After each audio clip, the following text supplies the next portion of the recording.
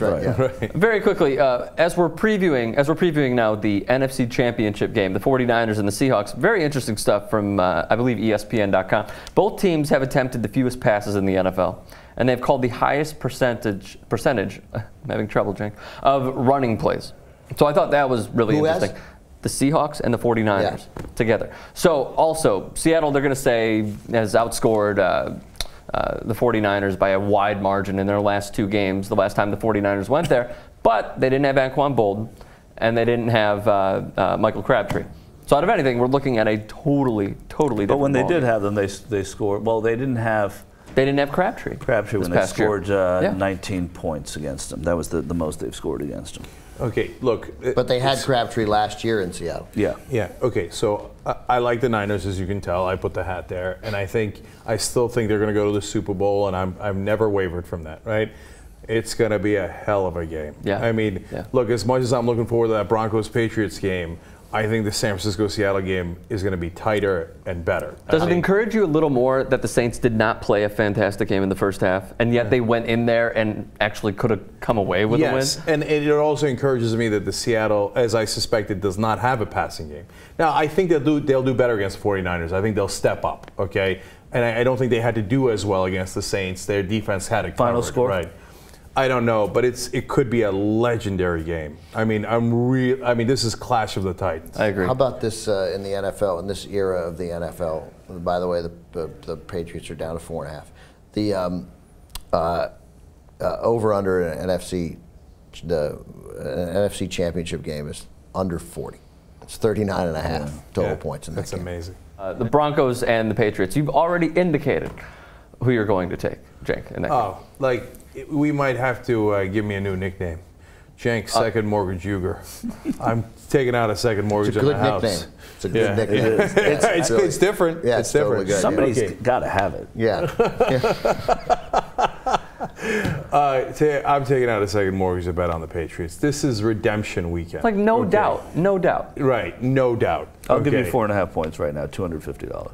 Done. Okay, right there. Okay, I'll take any and all comers. Okay, so no, not you guys. Okay, don't get carried away. Okay, there's sites for that, from what I understand. Okay, so look, this is redemption for me personally. 8 years ago, I made the same monster bet, and Manning came back and beat Brady in 2006 in that legendary 38-34 game when they were down 21-3 at half. Let me give you 3 stats. Okay, in the playoffs, Peyton Manning, 10-11, losing record. Okay. Tom Brady, 18-7 in the playoffs. That is a shockingly high number. That took you a while to think about. I don't know if 18-7 is enormous. By the way, they've played 14 times. Brady 10-4 against Peyton Manning. But they don't play against each other. They're never on the field at the same time. Okay, yes. Peyton Manning is the nickelback now. Okay, and this is round 15. By the way, great band. This is round 15.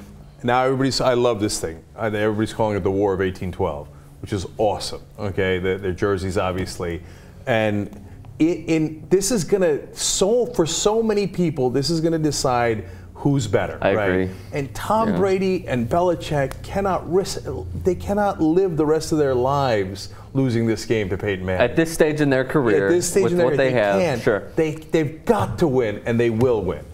Tom Brady. Are you coaching the team? Tom Brady's 18-7 playoff record. He's 12-3 at home. That makes him 3-2 on the road. Nope, 3-2. 3-2, not that good. Peyton Manning, not that good. 9-11, 6-5 on the road. Playoff. What about points, at home? What's Manning at home? 6-5. Sorry, 6-5 at home. That's what I meant. Sorry. Peyton Manning playoff points per game, 23. Tom Brady 25.4. So obviously the difference between 25.4 and 23. One of them's a choker and one of them's fantastic. Yeah.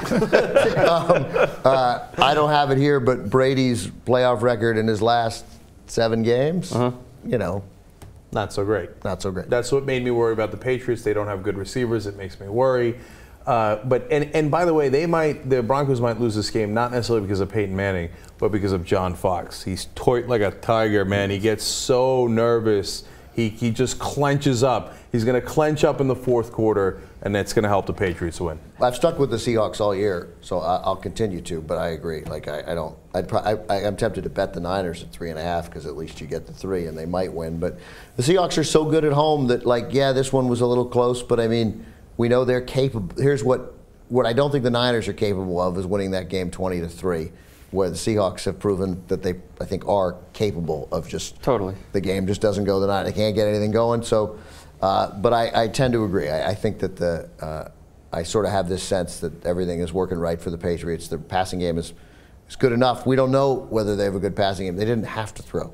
They didn't, you know. But when they did, they made it happen. And we'll do more predictions on Friday, by the way. Seahawks and Broncos, if I'm not here on Friday. That's my prediction. Seahawks 23-9. Seahawks and Seahawks will win 23-19 is my prediction. Yeah, 23-19.